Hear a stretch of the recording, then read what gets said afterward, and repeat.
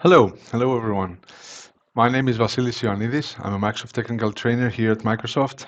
I welcome you to my session today, Azure SQL Security Recommended Practices. Here's my email and my Twitter account. Uh, Drop me any email if you need some assistance. Maybe I can be of help. And of course, Twitter, where I mostly tweet about Azure SQL and security stuff. Now, let's move along and see what we have to cover today.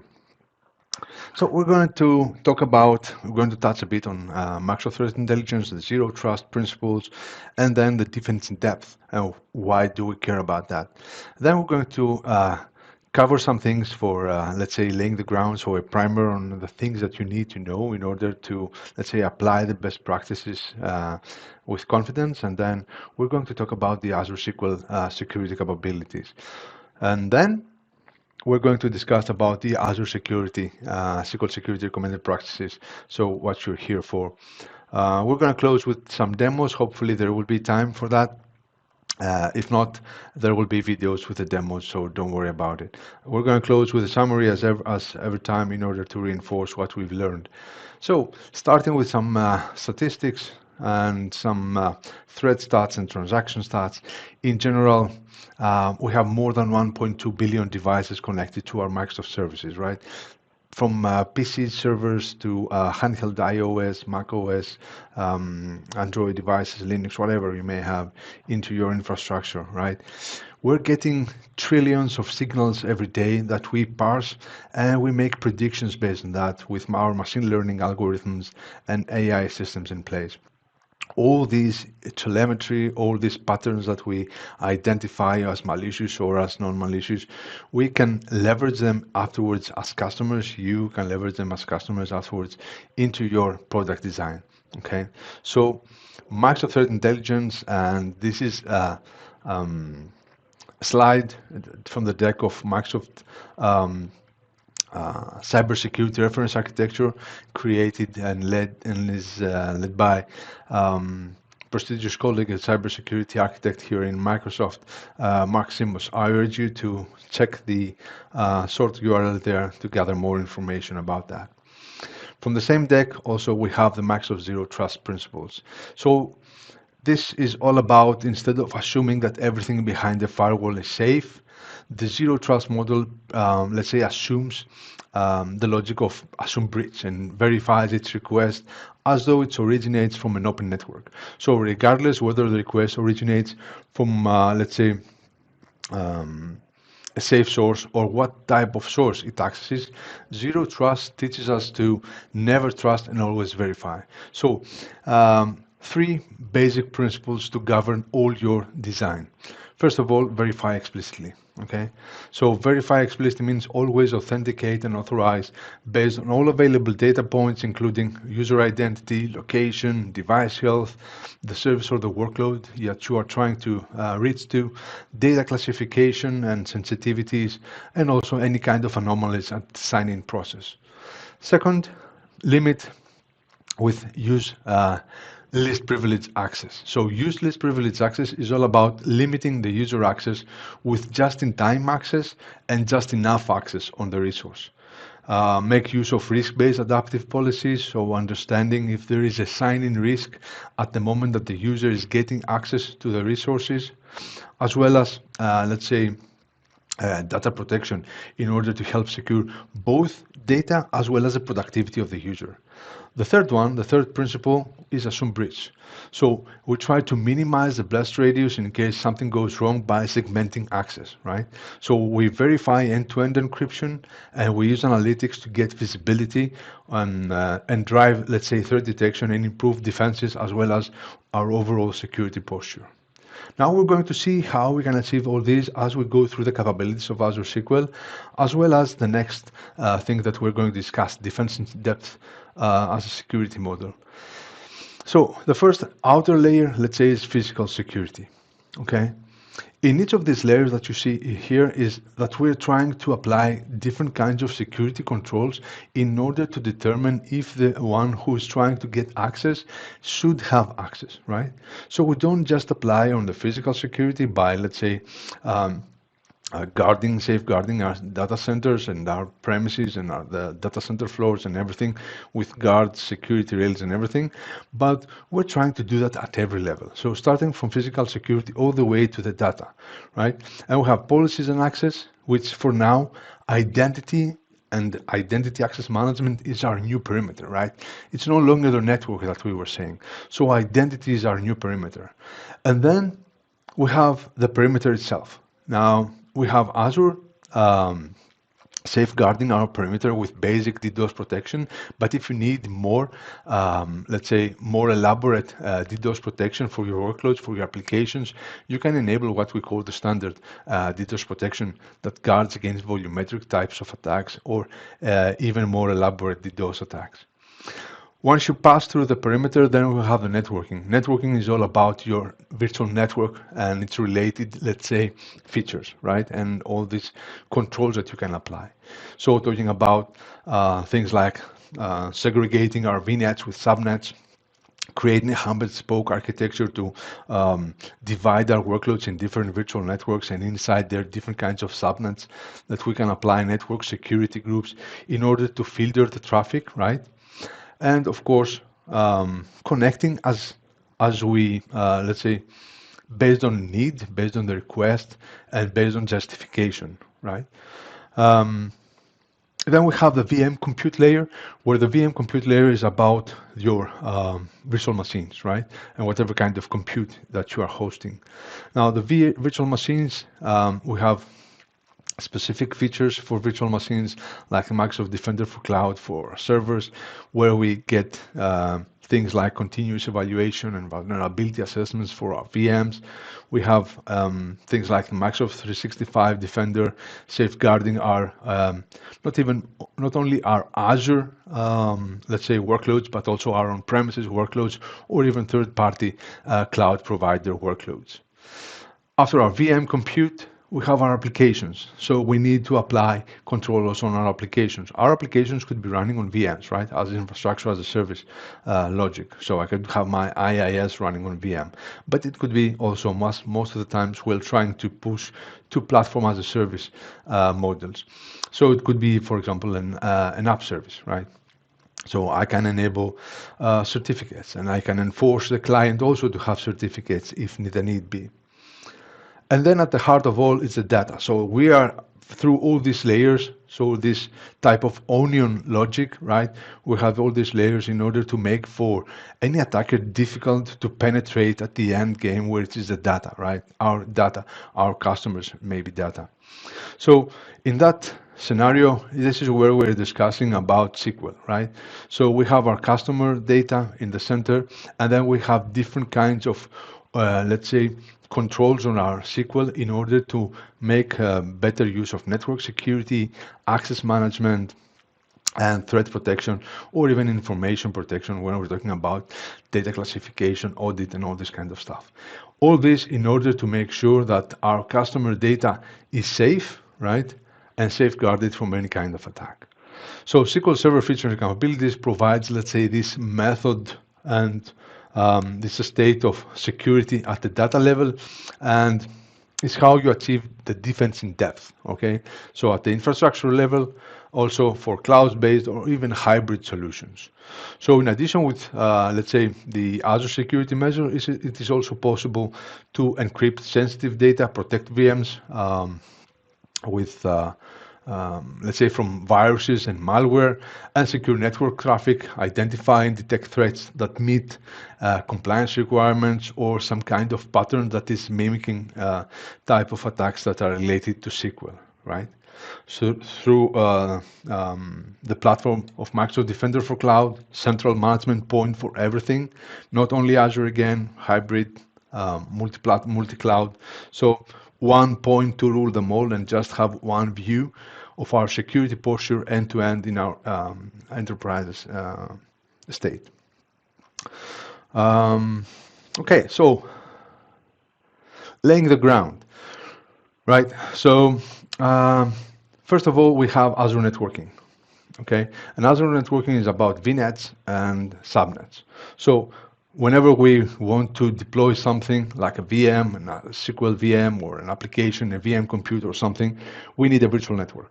So in that virtual network, we have our address space, our IP address space, and then we go in and create subnets in order to, if you remember, isolate different kinds of workloads in different kinds of subnets with its own IP range, with different kinds of network security groups. So we can also filter the traffic in and out from that. So we can identify, for example, that our backend tier is only accessible from the middle tier or only accessible from this subnet, right? And our front-end tier is not cannot access the backend tier directly. So we can do this kind of stuff. VNet peering is all about connecting different virtual networks, right? Either regional or global, in order to maybe do any kind of communication between spokes, or in case of a hub and spoke architecture, as we were trying to go in order to leverage shared infrastructure components like firewall, DNS, or Bastion, or virtual network gateways for VPNs. So we put them all in a hub VNet, and then we connect the spokes VNets with VNet peering, right? Things that you also need to know is or at least heard of, is site-to-site VPN or express route, different kinds of connectivity. One is over network, over public web, and is over IPsec tunnel, so end-to-end security. The other one is a private connectivity model. It's about physical connection between your on-premises, an express route provider, and back-to-back with the Microsoft services. It's about low latency, high bandwidth connection, again, private, not over traversing the public internet. So depending what kind of regulations you want to apply, what kind of compliance you need to adhere to, there are different kinds of connectivity things. Again, on the connectivity, as we are in the networking stack, we have service endpoints and private links.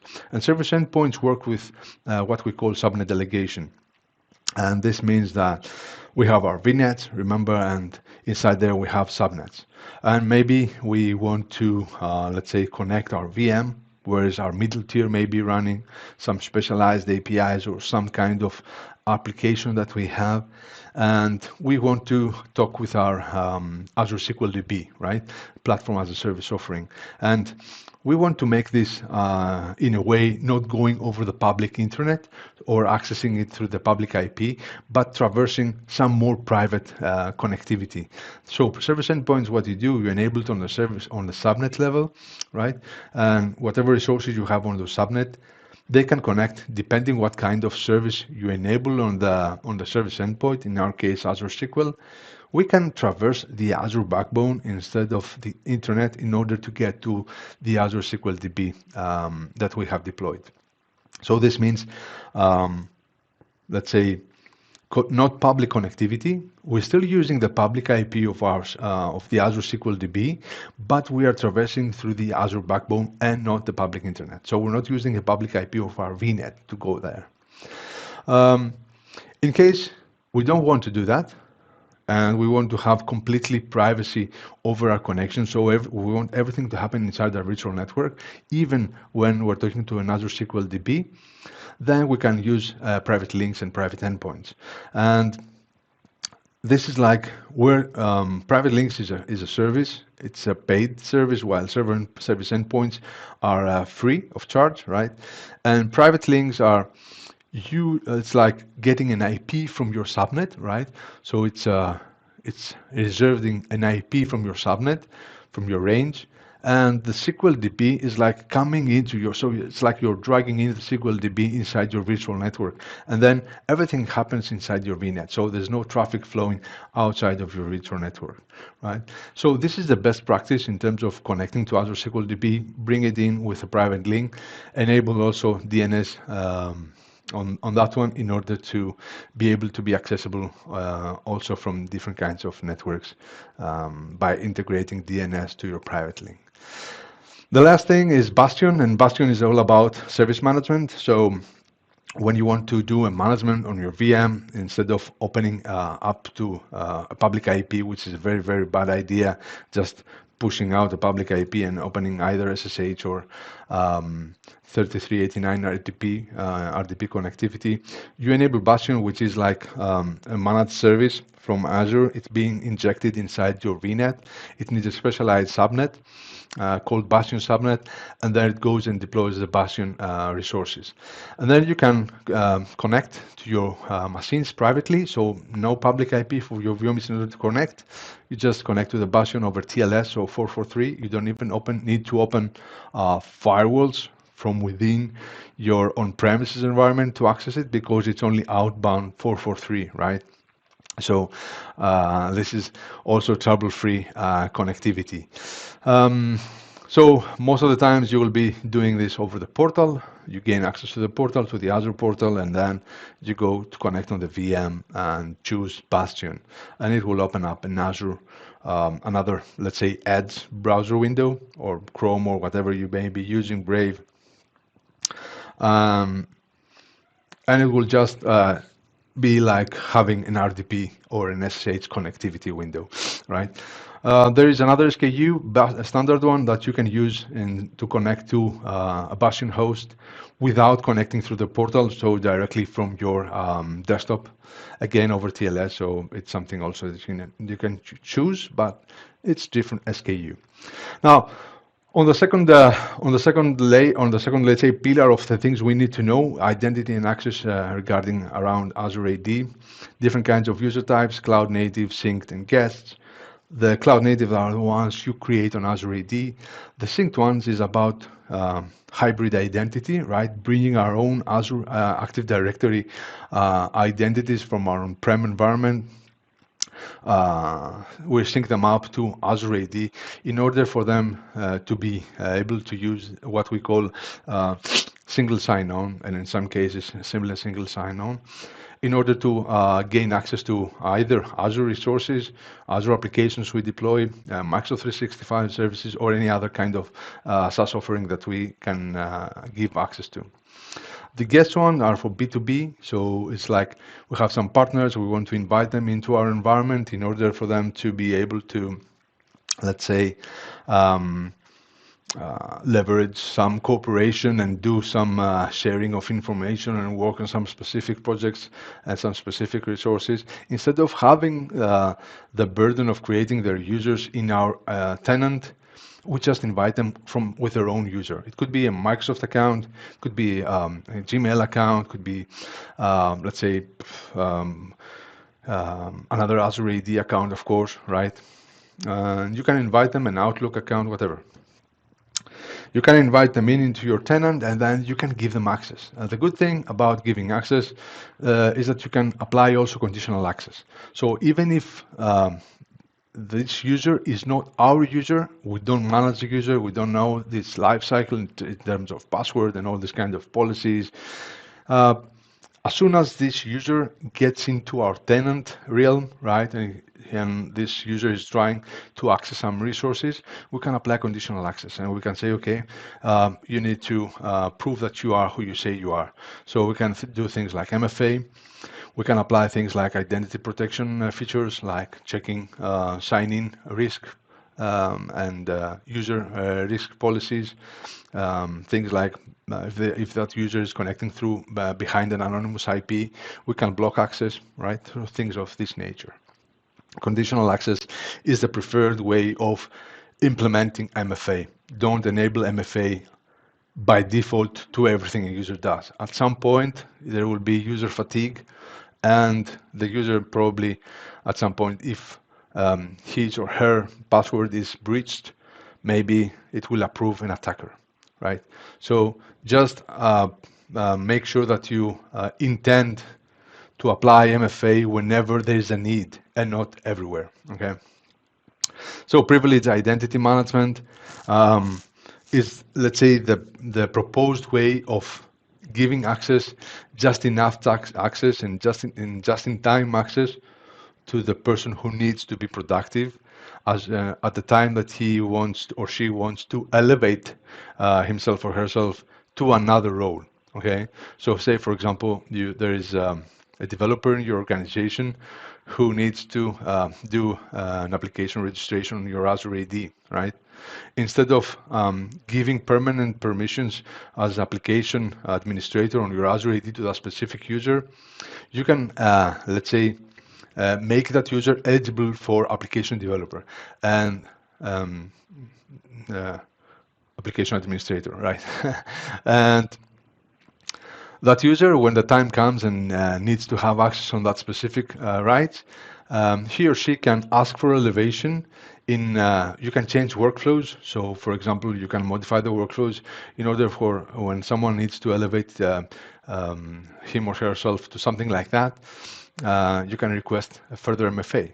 You can enable and you can inform someone else in the queue, right? So you can do all these kind of things with privileged identity management. And you can do this also not only for Azure AD roles, but you can do it also for resource RBAC roles, okay, which is great and important also.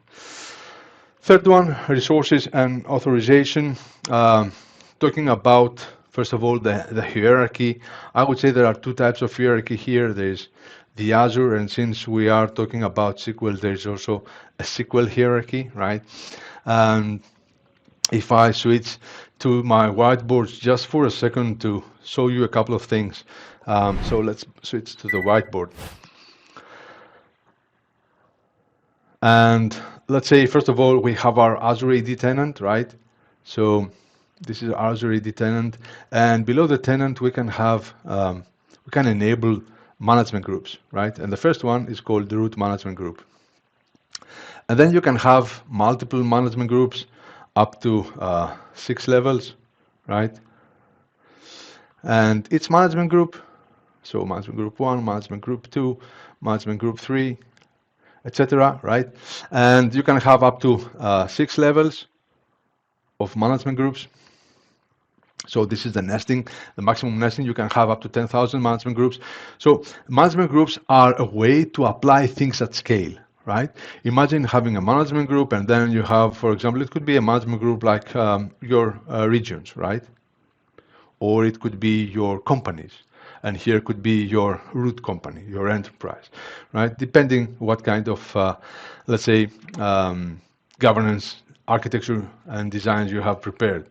And below them, you have subscriptions, okay? So you have subscription 1, subscription 2, right? Etc. Now, this is a way, let's say, to how to segregate your workloads also, and also have billing boundaries and also security boundaries, the logic of, let's say, the of subscriptions. So below our subscriptions, we have our resource groups, right?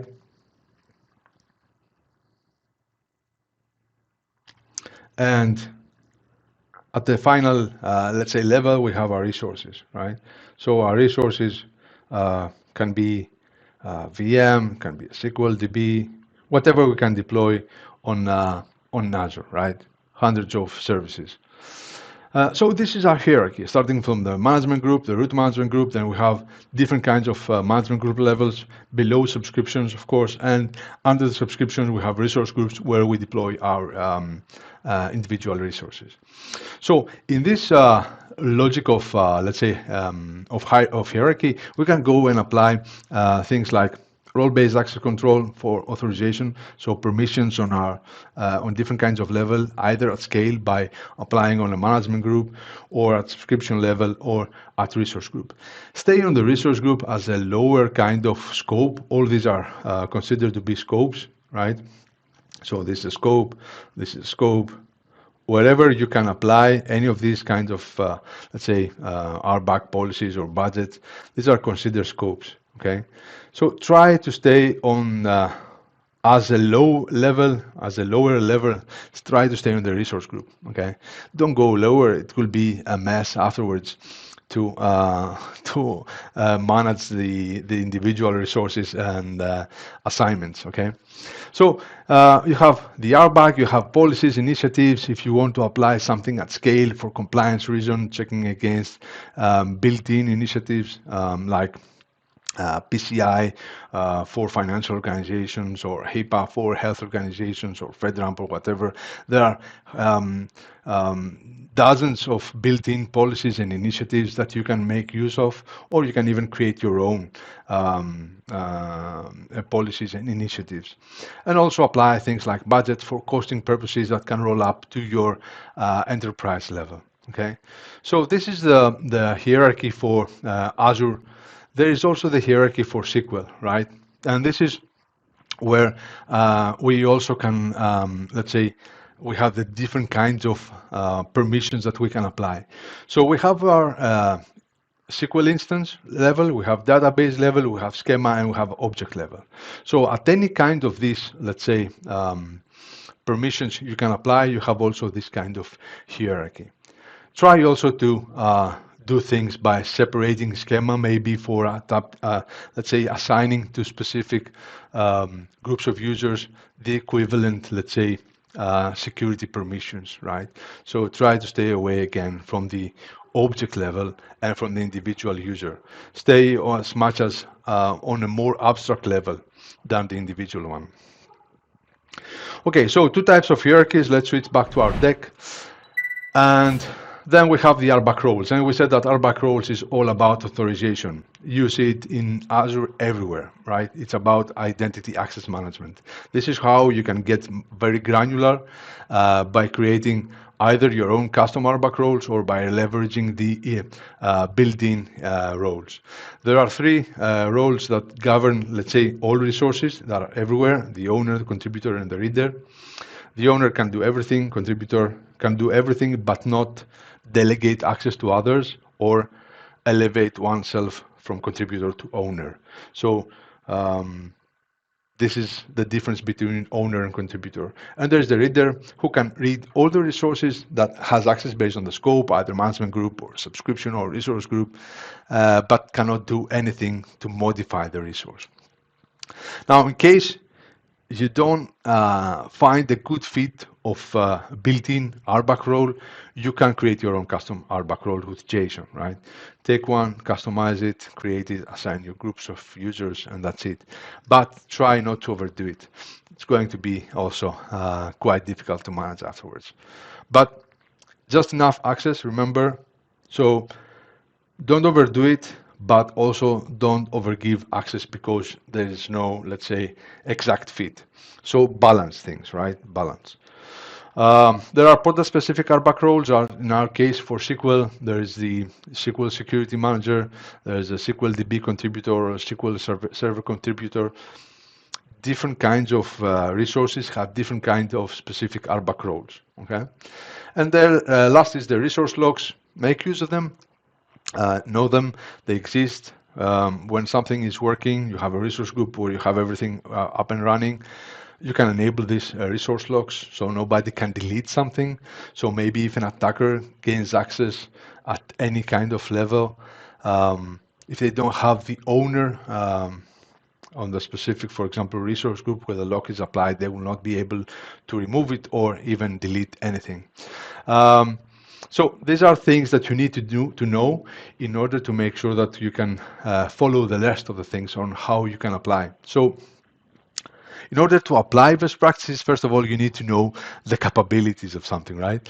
So securing SQL Server can be viewed as a series of steps involving four areas: the platform, authentication, things like the objects, of course, including data, as well as access to the systems through data governance and threat prevention and detection. So different kinds of pillars, let's say, different kinds of areas that you need to let's say, take care of in order to achieve the most appropriate results for your security practices. Now, authentication and access management, different kinds of SQL that you choose to deploy. Remember, we have different kinds of Azure SQL. We have Azure SQL as infrastructure as a service. So you have your Azure SQL VM, so VM with SQL Server in.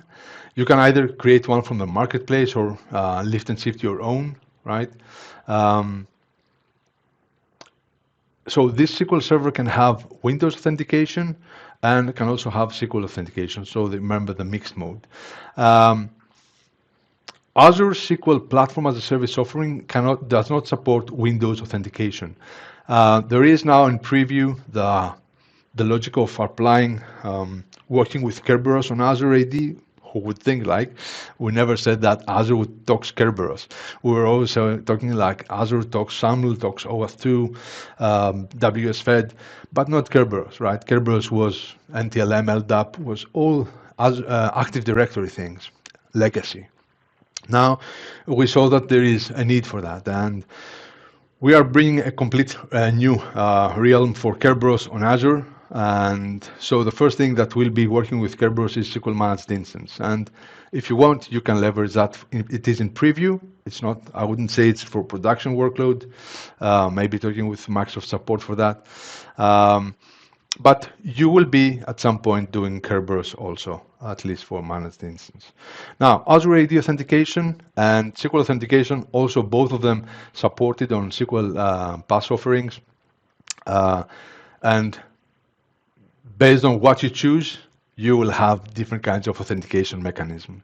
Once you authenticate, then it's about authorization, right? So there are two things on authorization. First of all is the, let's say the authentication and the authorization on the Azure layer, where we're talking about the management of the Azure SQL resources, right? Might that be a VM or a platform as a service offering? So depending on the RBAC you have different kinds of permissions, right? So this is management of the SQL resource. Talking about the management of data, so inside SQL, talking about the engine permissions, then we have SQL roles and permissions, right? So we're talking about then the classic, let's say, if you want, SQL authorization layer, where you have different kinds of roles and permissions. Remember the built-in permissions, the fixed server roles like sysadmin and DB creator or security admin. If we're talking about Azure SQL DB, equivalent of DB creator is DB manager, and of security admin is login manager.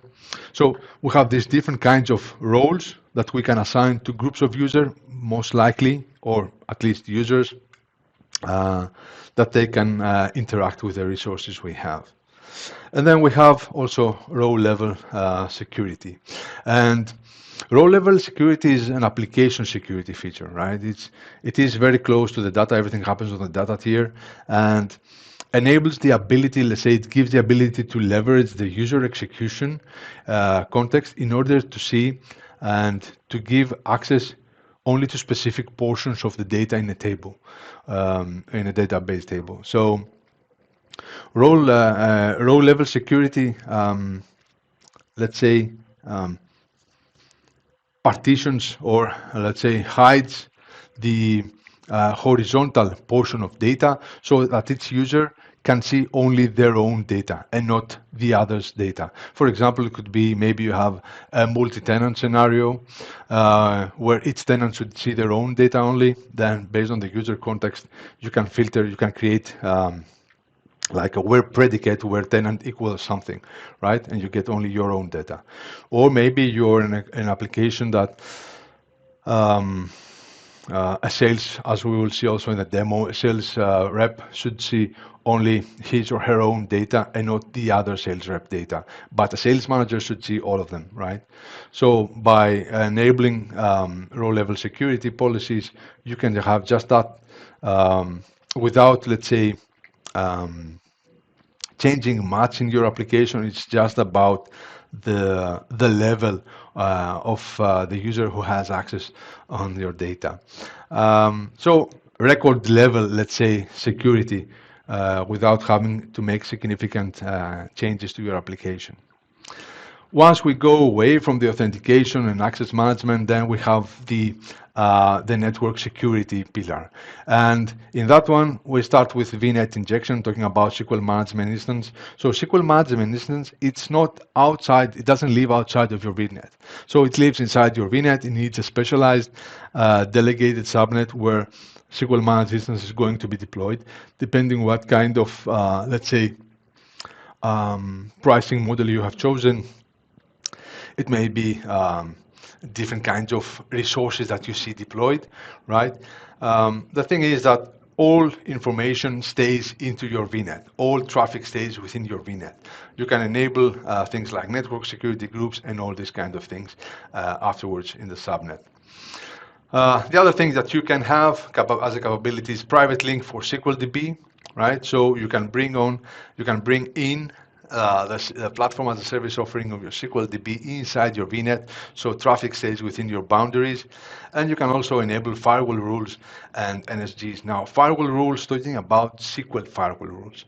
Two types of firewall rules. You have database firewall rules that you can enable only with the SQL, and also server firewall rules, SQL server firewall rules, in order to block access, either only allow access. By default, everything is disabled, everything is denied. You need to go explicitly and add access, maybe based on your IP or based on which VNet you're coming, which subnet you're coming. So you can just give access to the specific resources, right? Remember, just enough access, just in time access, and all this kind of things. So least privilege and the least amount of permissions.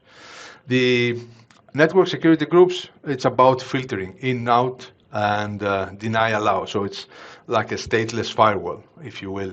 It is a stateless firewall. So you can create your own rules in order to either explicitly allow or deny, let's say, access to your resources.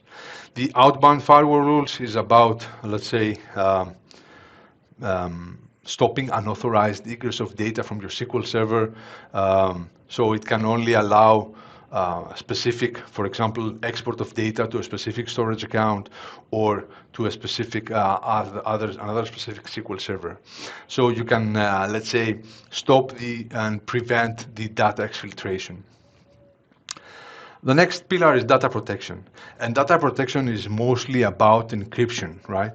So we have what we call, let's say, three stages of our data, and the three stages of our data is in transit, at rest, and in use. So in transit is about TLS, so transport security layer. At rest is about transparent data encryption, and in use is always encrypted. Okay. Now, starting from the bottom, always encrypted is a client-side encryption technique, right? It is using the SQL driver in order to encrypt and decrypt the data as they are coming in and out from the application and the SQL. With the advent of SQL Server 2019, where we have what we call secure enclaves, and we can do better, let's say, we can write better queries, we can have better performance, we can have let's say, richer features when it comes to predicates, and specifically the randomized type of encryption when it comes to always encrypted. It is column encryption, right? The thing about always encrypted is that the data inside the databases are encrypted, okay? So the data are encrypted. Even the most privileged users like sysadmins or whatever you may be, you will always see encrypted data, okay? Unless you have access to certificates in order to decrypt the information. When it comes to transparent data encryption enabled by default for the last 3 or 4 years now, if you have older SQL databases, maybe you can check and see if always encrypted is enabled. If not, check how you can enable it in order to secure, let's say, your data at rest. Remember, everything is on Azure is encrypted at rest with storage service encryption. Transparent data encryption is something specific to SQL. So your data files and your log files and your backup files are encrypted. In case there is, let's say, a compromise on your on the data center of Azure, even that the layer of TDE will not allow your data to be decrypted. Okay, so this is another layer of protection. And TLS is TLS. You know, you can choose minimum, let's say, version of TLS from 1.0 to 1.2, currently supported. So 1.2 is the latest and the greatest, and you should use that one in order to avoid any security problems that were surfacing up in the previous versions. Now, dynamic data masking is not considered to be encryption, right? So it's obfuscating, it's hiding information. So it has to do protecting sensitive data without changing the application, right? So data is masked and unmasked on the fly. You don't have to do anything on the application side. The thing is that the privileged users, our sysadmins, or DB owners, they can check the information, they can check the data, right? So it's only about the client if we want to just hide some information. Okay, imagine a data center, call center, some agents want to verify the other person on the other side, but we don't want to give much more information to the agent, like credit card numbers, or maybe we'll have just the 4 or the first 2 and the last 2 digits of your credit card, or maybe just part of your email and whatever, right? So this is also a good mechanism for hiding information from the users. Azure SQL database ledger is about, let's say, understanding if your data has been tampered with. So it's about data integrity. And this is, let's say, done through the use of cryptography, right? So it uses the logic of blockchain in the back. It has the logic of also starting as the temporal tables. It's a bit more sophisticated and more, let's say, extended in a way. It has different tables, so it has some what we call updatable ledger tables or appendable ledger tables, append-only ledger tables. If we just want to, let's say, block the tables from being updating and deleted. So it's quite more elaborate in terms of what it offers, and it's all about, let's say, the integrity of the data that you host. You don't have to have a specific SQL licensing for that. It is like a feature, so you just enable it now if you want also on your SQL, on your Azure SQL. And it provides these historical records of data, the lineage, let's say, of your data, and that can be, let's say, externally verified. Now, data governance is about data classification and Microsoft Purview. So data classification is, let's say, a basic way of identifying, let's say, any kind of sensitive data you have in your database. So it scans your database and tries to, based on the column names, identify if there are some information that is considered to be sensitive, either based on GDPR maybe principles or any other kind of privacy, let's say, compliance standards, right? And based on that, you can get reports who is accessing this sensitive data, and together with auditing, with SQL auditing, you can get great reports, dashboard reports on who is accessing what, let's say, what frequency and all this kind of stuff. So you can prevent and you can also learn what kind of, let's say, workloads are running inside your Azure SQL systems. Microsoft Purview is about, let's say, enterprise level governance, right? Data governance helps you manage and govern your on-premises, also multi-cloud in a logic of software as a service, right? So you can create easily, let's say, a holistic approach, an up-to-date map of all your data landscape with things like automated data discovery, data classification, and end-to-end data lineage. So Microsoft Purview, a great asset in that aspect. Now, apart from auditing and sending to multiple targets, meaning storage accounts or event hubs or log analytics workspace. You can also now audit the Microsoft support operations, which is also great. And if you want, you can send it to another type of storage, maybe storage account or log analytics workspace. So you have this separation. And now, so you can enable this and you can see what Microsoft operations do when you ask for some help, what they do into your SQL environment. Last but not least, as a pillar after the data governance is the threat and prevention and detection area, where mostly we're talking about Microsoft Defender for SQL and the integration with Microsoft Defender for Cloud. Remember, Microsoft Defender for Cloud is our, let's say, way of um, having one central point in order where we have a complete end-to-end security posture for our workloads. Might that be in SQL in Azure only, or Azure and on-prem, or Azure on-prem and multi-cloud, whatever, right? Wherever we can deploy our agents, our Arc-enabled servers, or whatever, we can get visibility in what's going on.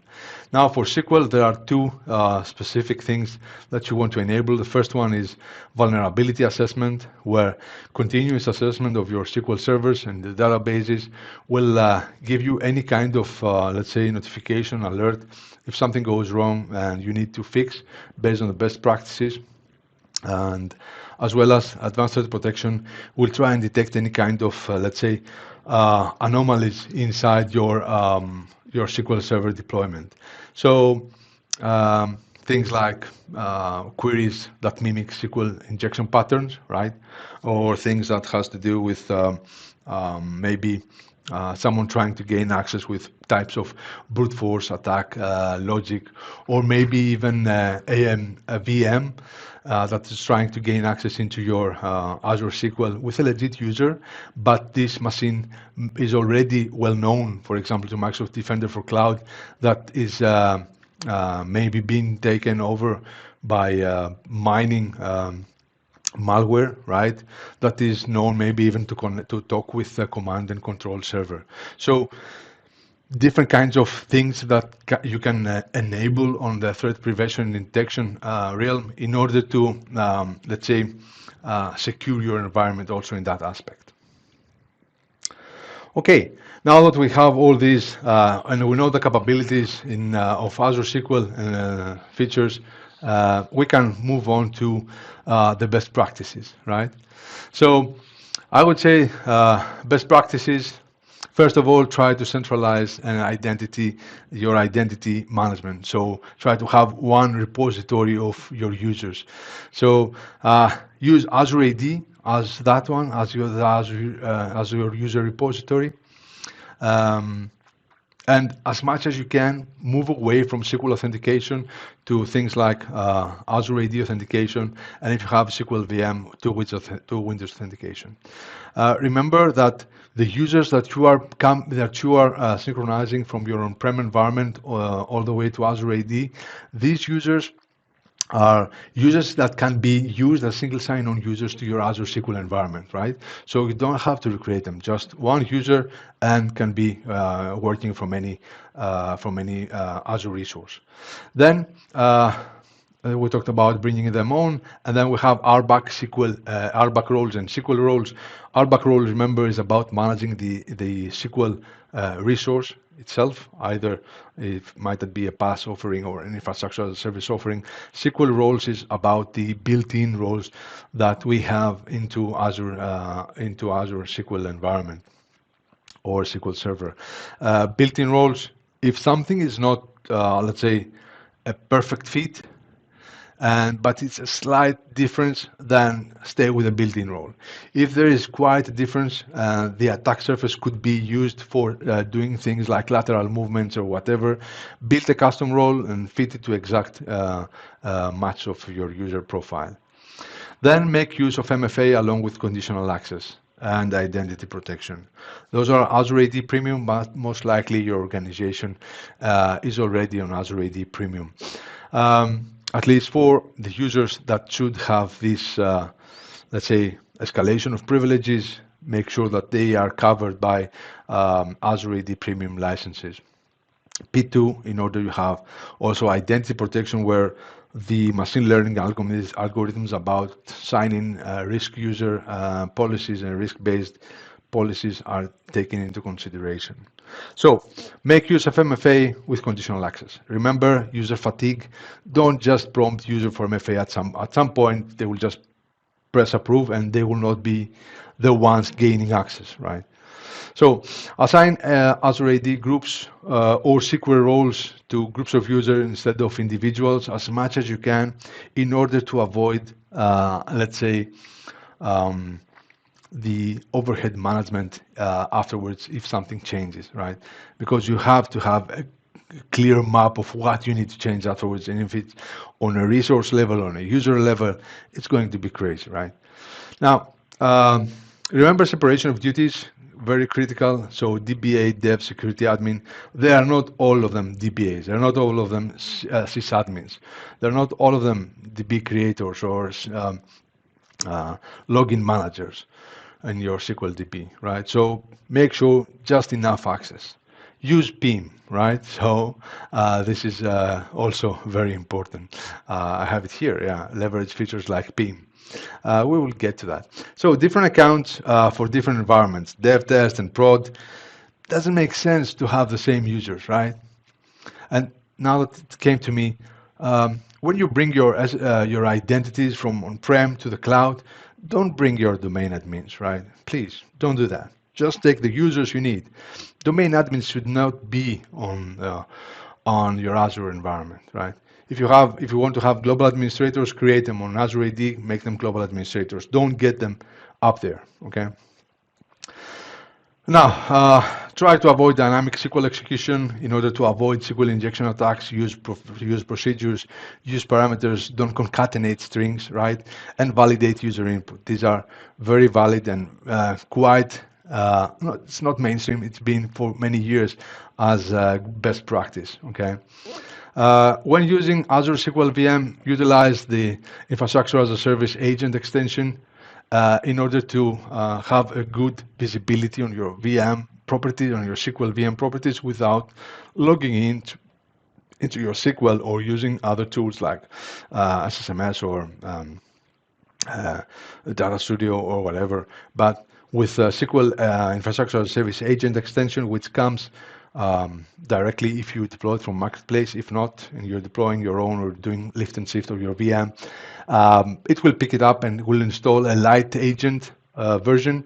You can upgrade it to full if you want, and you get visibility on licensing or update on patch management, backups, disk capacities, and all this kind of stuff, right? So great stuff.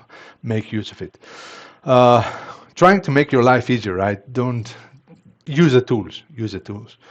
Use all the available forms of encryption and obfuscation. So transparent data encryption, at rest, in transit, and this is double encryption. So remember, we have storage service encryption, we have TDE for data logs and backups, and for our VMs, we can go in and enable BitLocker. So on operating system, we can enable BitLocker for Windows or dmcrypt for Linux, right? So you have another layer of encryption. Make use of always encrypted. I know it requires application changes, but if you want to make sure that even the most privileged users do not have access to the data, then always encrypted is the way to go. RLS is about row level security, so giving just the specific access to the data, so horizontal partitioning, horizontal, let's say, filtering of data, automatic filtering of data by applying security policies, and then dynamic data masking. So it's not encryption, it's obfuscation, so it goes into that part so that we can hide information from the client on the fly. Nothing needs to change on the application. You do it on the fly. It's just like a layer before the data reaches the client application. Privileged users can see the data, mind you, okay? Now, use Azure Key Vault to store secret certificates, TDE master keys, as well as customer managed keys. Remember, TDE works with customer managed keys by default. But if you want to enable your own, bring your own keys into the play, then you can leverage Azure Key Vault in order to store them, right?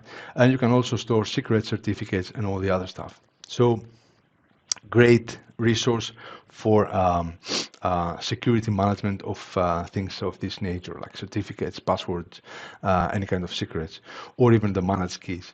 There are two types of key vaults, two types of SKUs, a standard and the premium one.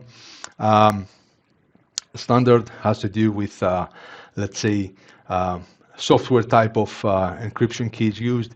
The premium one is about using HSM, so hardware security modules. Higher type of security can be achieved in terms of level of compliance if you need higher level of compliance, and you can also use them completely isolated, so you can manage it completely. Not even Microsoft will have access for telemetry. So this is also something to know. Data classification along with auditing, so it gives you a very good information in terms of keeping sensitive data in check, right? And also remember, DBA should not be the auditor, all right? So I think we have been a long way from that one, so everything is cool. Now, if you must use password-based authentication, use complex passwords and rotate frequently with Azure, with Active Directory policies for your SQL VM. Okay, so make sure that you use that. Leverage features like PIM, so privileged identity management is when you want to elevate yourself or ask for elevation. So you're eligible for a role, but you don't have it at all times. You have it only when you need it, right? So this is quite important. Just enough access, just in time, right? And remember also Bastion for VM management and just-in-time VM access in order to just connect when you need it based on your own IP, not public IP access on your management port. It's a matter of hours before someone gets in, right? Enable Microsoft Defender for SQL in order to leverage the advanced threat protection and the vulnerability assessment of your SQL database and VM and servers. It also works for VMs, of course, as well as the SQL database. Another thing, IP firewall rules, database firewall rules. Remember, different kinds of firewall rules we can create. IP firewall rules about the server, database firewall rules about the database, T-SQL, okay? And then you have the subnet delegation, remember service endpoints, as well as private links if you want to bring in the platform as a service inside your virtual network traffic, okay? Network security groups, stateless, firewalls, enable it in order to protect your SQL VMs and SQL managed instance from access of unwanted access anyway from different origination users anyway and workloads.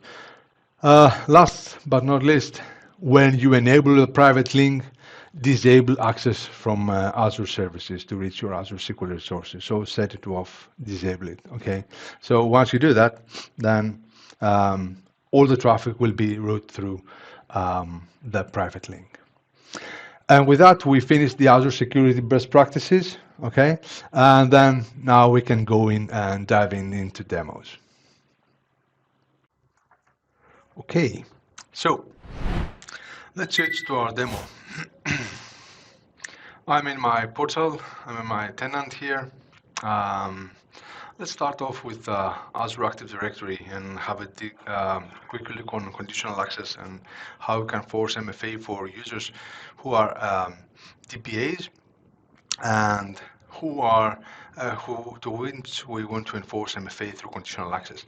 So in my case, I have a user called a SQL DBA1 who is part of a SQL DBA's group, and I want to enforce conditional access on that one. So I will go to security, part of my Azure AD tenant, and then move to conditional access where I have an MFA for SQL DBAs. I can go in and you can see that I have checked one group, SQL DBAs, right? So I'm selecting that one and I have an app to include, which is Azure SQL database, okay? And that one, and I will grant control, but I will require multi-factor authentication, okay? So that one is a way to enable and force MFA, if you will, to your SQL DBAs when they are trying to get access to an Azure SQL DB. Okay. Now let's go to one of our SQL servers and have a look on one of these servers. Okay, so I have a resource group that has different kinds of resources, has a VM, has a disk of the VM, have some logical SQL servers and some SQL database deployed. Okay, so let's have a look for example, on one of these logical servers. So I'm in my, you see here, SQL server, right? So I can see the location, Germany, West Central, and I can also see who is the server admin. So we see here the server admin is a SQL user, right? I don't have any Active Directory administrator, so I'm failing to do some of these, let's say, best practices. So let's go and see how we can put these things in order. So first of all, let's go to Azure Active Directory and add an admin. So I will add the admin that I just created, that I did, let's say, uh, MFA for, DBA, uh, uh, SQL DBA, yeah. Okay, so I select that one. So this one will now be also part of my sysadmins, if you will, of my on that SQL server, right? Now, one of the things I can do here, support only Azure AD authentication on the server, so this will make it even more stricter, even more secure, okay? So if you get to this level, make sure that you go this direction. Now, the other thing that is important is this security blade here. We have firewalls and virtual networks. This is where we can go in and change minimum TLS version. We can deny public network access, but remember we said that you do that once you have the private endpoint connection enabled, okay? In terms of connection policy, we have default. There is proxy and redirect. Default means for the ones that are coming in from, sorry. So from the ones that are coming in from within Azure, we are using the redirect, which is faster in terms of connectivity, while the ones coming outside of Azure are going to be using the proxy, okay? Allow Azure services and resources to access the server. Remember we said no. So this makes it more, let's say, secure and allows only trusted Azure services to have access like Microsoft Backup, Microsoft Azure Backup. And this is where the IP firewall is kicking in. So in this case, I have my IP correctly set up here. I can go and add client IP, so it understands what is my IP and goes in and adds it, right? So I can save it. So I can access afterwards the databases that exist in this SQL server, unless there is a database firewall that doesn't allow me explicitly, okay? It should be here, let me see. Yeah, okay. Now, if I want to just give access only to specific virtual network, which is the best practice, right? I can do that. So I can go in and add the existing virtual network or create a new virtual network. So I can choose one of my virtual networks that I already have in order to give access to that one only, okay? That will make it much more easier for my security and from security perspective to access my SQL DB only from specific virtual network subnets, okay? Outbound networking and restrictions about outbound networking. Remember, we said if you want to allow only your SQL server to let's say, allow egress of data from your SQL server to specific storage account or to specific other SQL server for exporting information. That way you can, let's say, prevent unauthorized exfiltration of data, so prevent this kind of egress of data. So this is one of the things that you need to check. The other one is private endpoint. So this is where you're going in and creating a private endpoint in order to access your SQL DB as a private IP inside your VNet. You give it a name, right? Private link, gap01, gap2201. You give the region. Okay, next. That target sub-resource. We want the SQL Server, so it understands what is the resource that we want to target, what is the virtual network.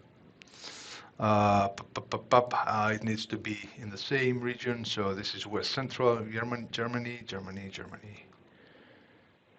West Central. Let's have a look again. Yep.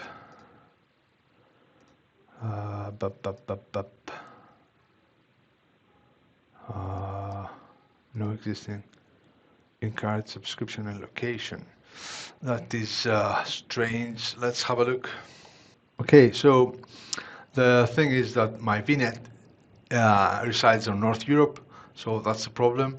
So I changed to North Europe, and then I continue resource, virtual network. Now it identifies my virtual network and my subnet, right? If I had multiple subnets, I could choose the subnet I want.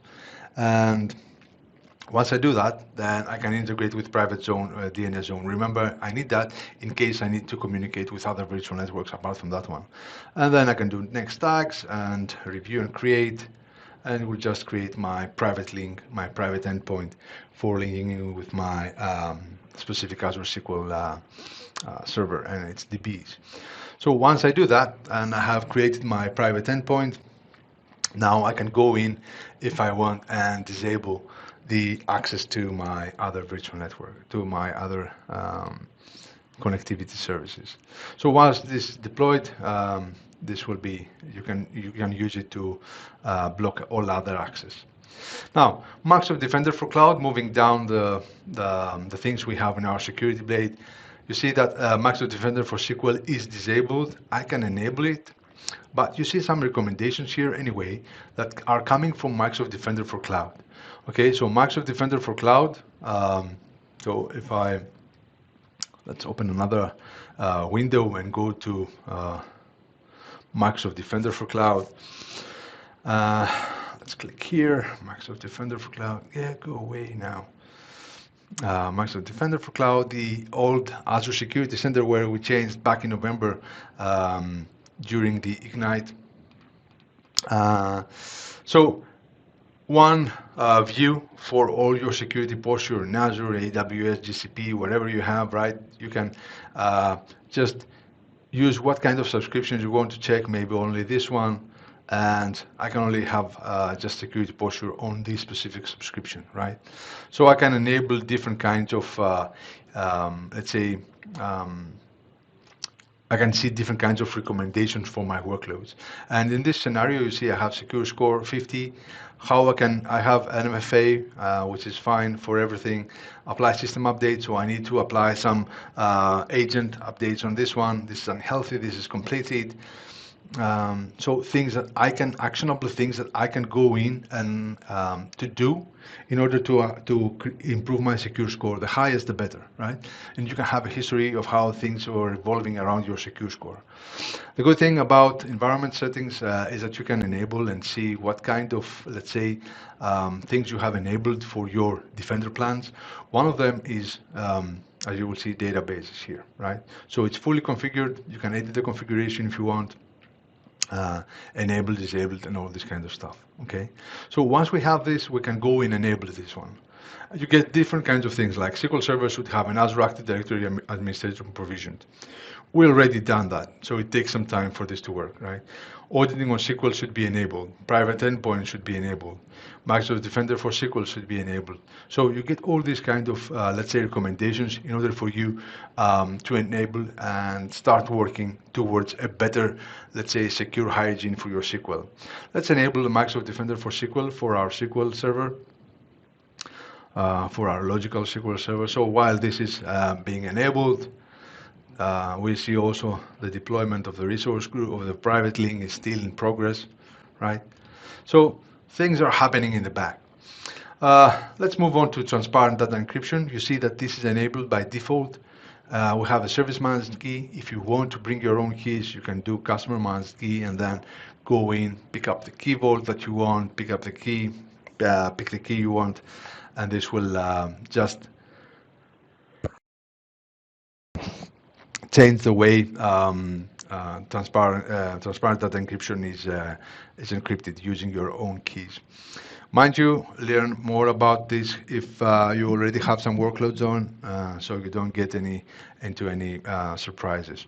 Okay. In terms of auditing, you can enable SQL Server auditing on the server level, and this means that this will be inherited down to all the databases. Okay. So if I go to my databases now without changing here anything, you will see that, for example, let's go to this one. And if I go to security, I have a bit different kinds of things that I see from the security of the server, right? And if I go to transparent data encryption, you see it's on, right? And auditing, it's off. I don't have anything. Server level auditing is disabled. I can enable it on a database level, but let's go on the server level again, okay? So I go and enable it on the server level. This means it will propagate down. I can send it to one of my storage accounts, right? So with storage access keys or managed identity. If I choose managed identity, which is better, always opt to using into managed identity instead of other type of credentials. The endpoint, as you see here on the top, was successfully deployed. I can enable this one, so I'm saving now the auditing for my Azure SQL auditing on the server level. When we change to database, you will see that this has been, let's say, inherited, so you cannot change it. Also below here, you see the auditing of Microsoft support operations.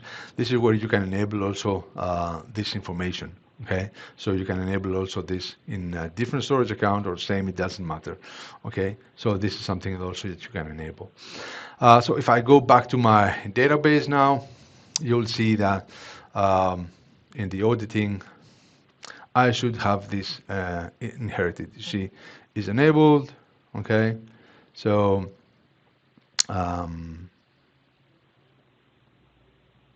this is also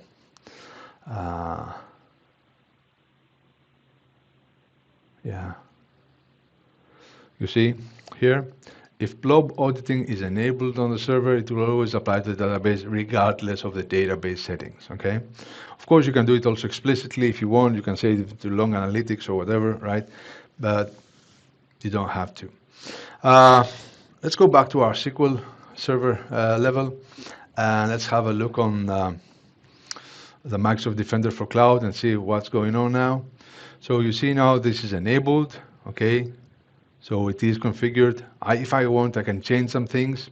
I can send the email reports to someone, so I can send it to myself, right? So let's send it to Vasilis at sqltattoo.com, right? So any vulnerability assessments and all these kind of things will come to my mailbox in order to see if I need to do something.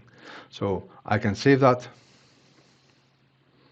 So all the information, all reports will be coming to me in order to see that I'm good to go. So auditing is something that is enabled. The good thing is that you can go and fix things. So whatever you see here are, let's say, actionable, right? So like, for example, this one, take action, so I can disable public network action. I can disable public network access to my SQL Server and databases. So I have this one, it's approved. As you can see here, it works, right? I can approve, I can reject, whatever, it doesn't matter. I can go in and change if I want afterwards, deny public to network access, and everything will be trafficked through my private endpoint inside my VNet. Okay. Now, let's go to the database. Let's go to the database and have a look on how much time we have. We're 15. Let's give it like some more minutes. Let's go to our database and let's have a look on data discovery and classification. So this will go in and scan our database, and then it will say currently using SQL information protection policy. We have found 15 columns of classification recommendations. You can go here, You can see the different kinds of recommendations you get for the schema, the table, the columns, what kind of sensitivity label can be applied, like confidential, GDPR, or plain confidential, right? And you can select all and then accept selected recommendations. And then afterwards, you can start in getting reports on that one. Of course, you can change sensitivity labels. You see here different kinds of sensitivity labels. You can add your own classification. This is also great in terms of classification, right? So you can create your own classification, and then you also have information overview. It might take some time to populate, but it will get there. Let's save. Yeah, you need to save first. Let's have an overview, and now you see that the reports are working as supposed to be. Okay, in the third type of configuration, different kinds of labels that you want to create your own labels, right? Remember, when you're doing classification afterwards, you can have your own sensitivity labels. Dynamic data masking, I'm going to be using, let's say, where is my SQL managed? Yep, it's here. So I have my SQL Management Studio, right? Let's put this one down. And I have connected already to my SQL server, right? And what I will do is I will do a couple of demos. First one is about dynamic data masking, okay? So I'm connected to my SQL database. What I'm going to do, I'm going to create a schema. It's called data. I'm going to put a table in there. I'm going to insert some data into this table, and then I'm going to select to see what happens. Okay, so I should have 4 rows here in the membership. I can see them. You can see that there are clear text, right? So I can see all this information as I'm connected with my user. Now, what I will do is I will create a user without login. This is like the application role we used to have in the past. This is easier to manage than application roles. So I'm going to use that. I'm going to grant select on that user. And then I'm going to impersonate that user. So I can execute as if that user was executing the select. Okay, I'm going to do again the select. And this time you see I get masked. Okay, so I don't get all the information. I get some information. Okay, if I run revert, it just reverts the context. And if I run again, I run on my own context, so I get all the information. This you see here, we have some masking going on, right? So masked with, so different kinds of function masking my results. Since that user, masking test user, doesn't have the unmask permission, he or she cannot do that, right? Only I can do that. Now, this was about dynamic data masking obfuscation. Let's go to RLS, so row level security. What I will do, I will create 2 users again without login, right? So I can impersonate them. I will create a sales schema and I will create the tables orders, and then I will insert some information there, 6 rows. Okay. Okay, let's run this and check the sales order. I have my 6 rows, and what you see here is I have a sales rep, 3 rows for sales rep 1 and 3 rows for sales rep 2. Now, I grant select on this table to the 3 users I've just created before, right? And what I will do, I will create a schema called security. And this is as a best practice when you're talking about RLS and implementing RLS. It's better if you create a security schema or a different schema in a way where you put all your RLS related resources. I will create an inline function table value, inline table value function TVF, in order to check the user execution context every time they're running a query, right? So I will execute, it creates this function, it's called like that, and it passes the sale rep from the context of the user that is running the query every time. And if it's the username that is being passed, right? Or if the username is manager. And then I grant permissions on that table level function. Okay, so what I will do now, I will create the security policy. This is where I create the RLS policy, the row level security policy. Okay, it's called sales filter, and I add filter predicate security, the one, the table value function I've created above. Okay, on the specific sales order table with state on. So once I do that, then I will go and execute as sales rep one. Okay. Now you see, I see only my data. If I execute as sales rep 2, I see only sales rep 2 data, right? I don't see, sorry, I don't see sales rep 1 data. If I execute as manager, again, I see all the data. Now, if I go and disable, so I put state off on my security policy, so I disable RLS on that specific policy. If I again run as the other users, you see I get all the table, all the data for all the users, right? So this is RLS demo. Yeah, one of the things that is also important is connecting with managed identity. Managed identity is a way, it's a feature, let's say, of Azure AD, and is a way to connect Azure resources together, make them talk together without sharing credentials. So as a best practice, we should not save credentials either inside hard code in our application or in any configuration files or things like that. So it's better if we share them, for example, through a key vault, right? Where we can give access, role-based access control to specific principles. Now, one of these principles could be a VM. So we have managed identities, we have system managed identities and user managed identities. System assigned managed identities is the one that are tied to a specific resource. The user assigned managed identities, it's a one that it's not tied to a specific resource lifecycle. So you can assign it to multiple, let's say, Azure resources. Take, for instance, VM scale set. Now, in our case, what we have done, we have went into our VM. Let's go to our VM and have a look on how it looks like. So this is our VM. And I have went in here, identity, and I have enabled my system assigned identity on the specific VM. Okay. Once I do that, I need to go into my,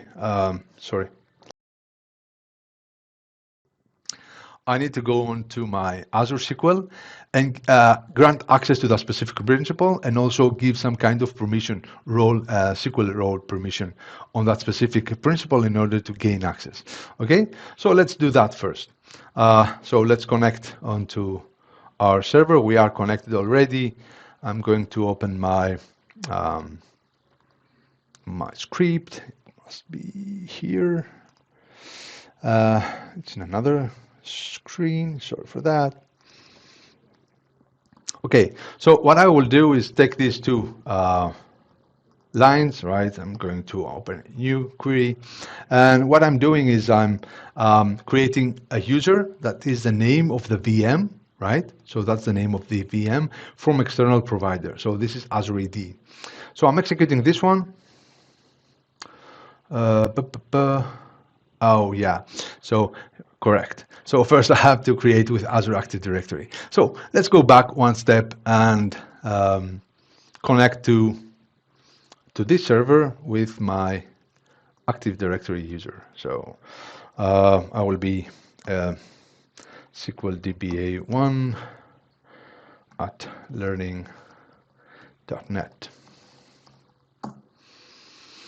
I should be prompted for the MFA, but because I have connected before, it recognizes me.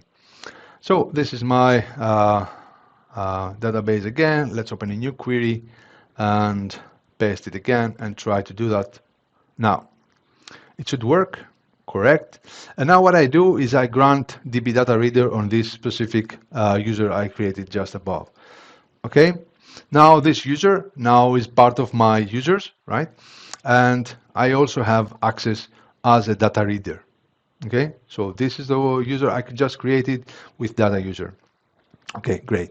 Now what I want to do is I want to mimic that as if that, let's say, VM was going to get some information from Azure SQL DB without passing any credentials, right?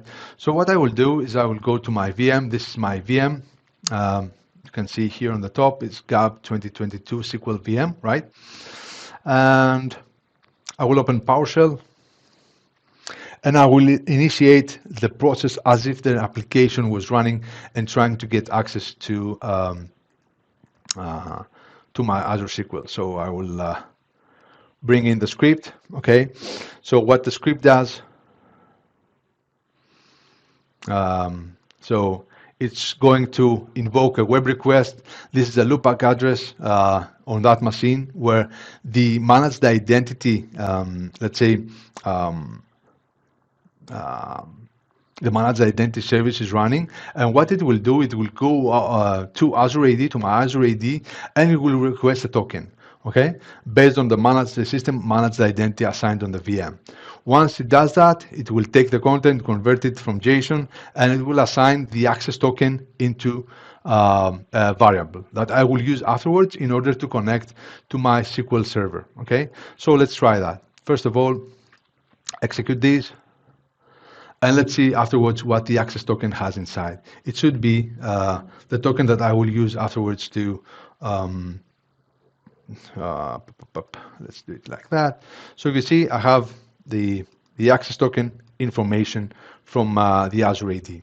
Okay, so I will use that afterwards to authenticate. So you see in my connection string here, data source, let's see, we have to change our connection string. So let's connect to that server. Let's go to my SQL server. This is the server I want to connect. So let's copy this one. Let's go here and replace that one. And also the database. So let's go to my database. This is a database I've just connected and added the user, right? And I'm also putting the database here. Okay, so once I do that, I have my connection string. You see there is no credential here, no username, password, nothing. I just passed the access token I've just created before. I just took it from Azure AD. And I try to open the connection. So let's try this one. Okay, so the connection is now open. I don't have any error. It works, right? What I will do afterwards is I will create a new an SQL command where I will run just a select query to see if it works, right? So I run this one and I get 6. So I got how many rows I have into sales order. And if I run the dataset.tables.0, it's a zero-based array, and I run that one, I will get the information from the table. So I connected from my VM to my Azure SQL DB, right? So to my platform as a service offering without passing any credentials using identity, my managed identity and access token from Azure AD. So this is the proper way, let's say, of Azure resources to communicating with each other without passing credentials or hard coding credentials into our code. Okay, and with that, let's switch back to our deck in order to close. So, summary, design security early in the stages of a project and according to zero trust principles. Be aware all the security features and capabilities of Azure SQL at all times. New features are coming in very, very fast. So check the Azure feed for any new things around Azure SQL. Use the least privilege principle when you're assigning RBAC and SQL permission. So don't give more than needed.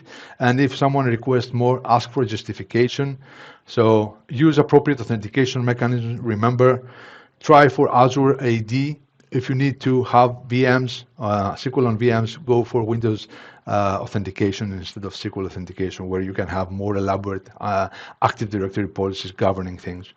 Only allow connections from trusted networks. Try to keep things private using private links or service endpoints, network security groups, and all this kind of stuff that you get. Data encryption at all states, in transit, at rest, in use whenever possible, obfuscation things that you can use. Make use of Defender for Cloud. Remember, ongoing vulnerability assessment, best practices on your workloads, and all this great stuff that you can get out of the box.